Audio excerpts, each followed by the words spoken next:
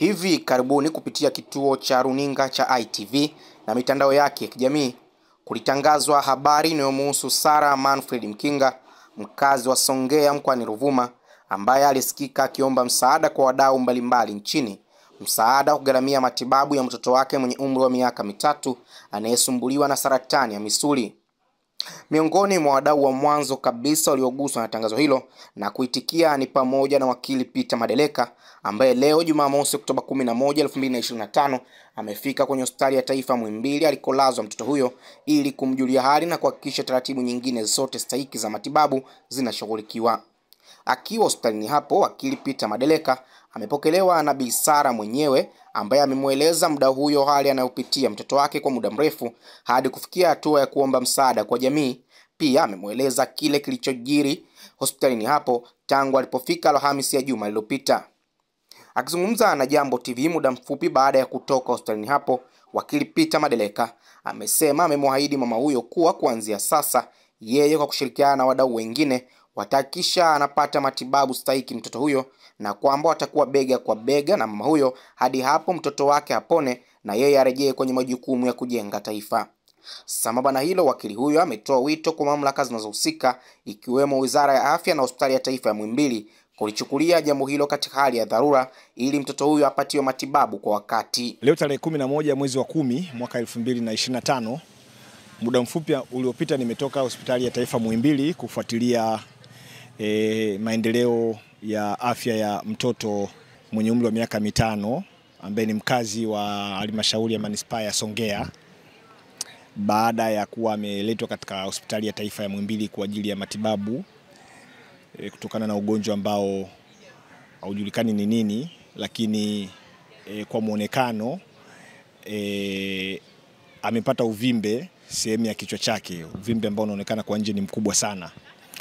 Na taarifa hizi mimi nilizipata, taarifa za mtoto huyu kuugua nilizipata kupitia vyombo mbalimbali vya habari ambavyo viliripoti kupitia kwa mama yake mzazi Sarah Manfred Mkinga kuomba msaada kwa jamii kutoka kwa wasamaria wema ili aweze kupata fedha za kwenda kumtibu mtoto wake ambaye anakabiliwa na hiyo changamoto.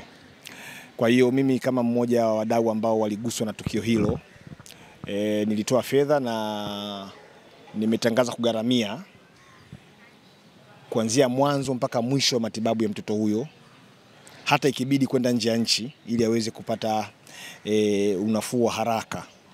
Kwa hiyo leo tumefika Muhimbili, tumetaarifiwa kwamba atafanyiwa upasuaji siku ya Alhamisi.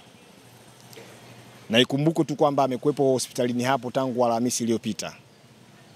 Lakini kwa hali alionayo, kumwacha asubiri mpaka siku ya Alhamisi ni kumuongezea mateso bila sababu.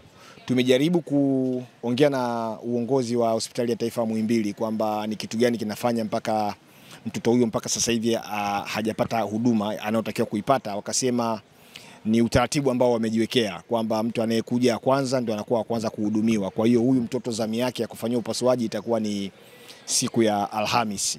Sasa mimi naomba nitoe wito kwa Katibu Mkuu wa Wizara ya Afya na Mkurugenzi Mkuu wa Hospitali ya Taifa Muhimbili waende wakamtembelee mtoto yule kitandani, alafu waone kwamba huo utaratibu waliouweka wa kumfanyia upasuaji siku ya Alhamisi kama ni sawasawa kibinadamu.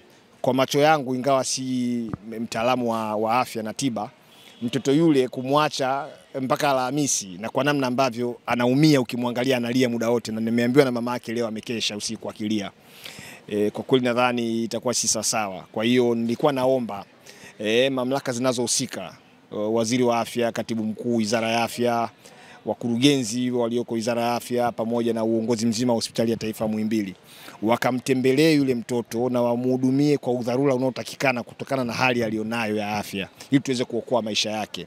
Na kama hata ikishindikana kupata matibabu ya haraka na ya dharura, basi watuambie mapema ili tuweze kuchukua huo wajibu na kuhakikisha mtoto huyu anapelekwa hata ikibidi nje ya nchi tuweze kuokoa maisha yake. Unajua, tunaposema kazi na utu, utu lazima uonekane kwa vitendo na sio propaganda za kisiasa. Yani mtu hawezi kupelekwa hospitali wiki hii alafu matibabu akaja kupewa wiki inayokuja. Manake uhai huwa hauna mbadala. na wakati mwingine uhai unatoka kutokana na maumivu ambao mwili unakuwa unapitia. Kwa hiyo tusinge furahi kuja kusikia baadaye limetokea jambo baya ambalo linasababishwa na maumivu ya mtoto yule anayoyapitia bila kupewa matibabu. Sababu ya kuja Muhimbili ni kwamba tunaamini ni sehemu sahihi sana kutokana na uwekezaji wa vifaa tiba pamoja na madawa yaliyoko pale, kwamba mtoto huyu anaweza akatibiwa na akapona kama ambavyo wagonjwa wengine wamekuwa wakitibiwa katika hospitali mbalimbali hapa nchini. Kwa hiyo ninatoa wito kwa watu wote ambao wanahusika na swala hili waende pale wakamuone mtoto yule, na wanaohubiri kazi na utu waende wakaone ule utu unaotakiwa kutolewa kwa huyu mtoto. Vinginevyo tutakuwa tunahubiri siasa na propaganda tu. Lakini pia nitoe wito kwa wadau wengine wote ambao ni wapenda utu. Tufuatilie afya ya mtoto huyu kwa ukaribu na watu wengine ambao wanapitia changamoto mbalimbali, ili tuweze kuona tunasaidiaje kwa namna moja ama nyingine watu waweze kupata huduma bora za afya na kuweza kuokoa maisha yao. Hata wale ambao miili yao imezuiliwa kule mochwari, si vizuri kuendelea kuiacha kule eti kwa sababu wanadaiwa. Na nimetoa wito, mimi nimetoa mfano, nimekuwa nikiendelea kulipia baadhi ya maiti ambazo zinazuiliwa katika hospitali mbalimbali.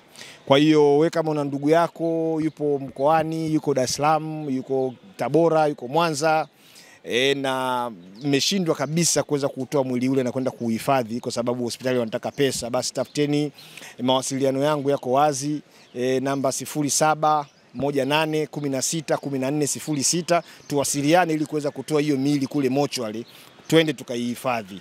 Huo ndio ubinadamu, huo ndio utu. Asante.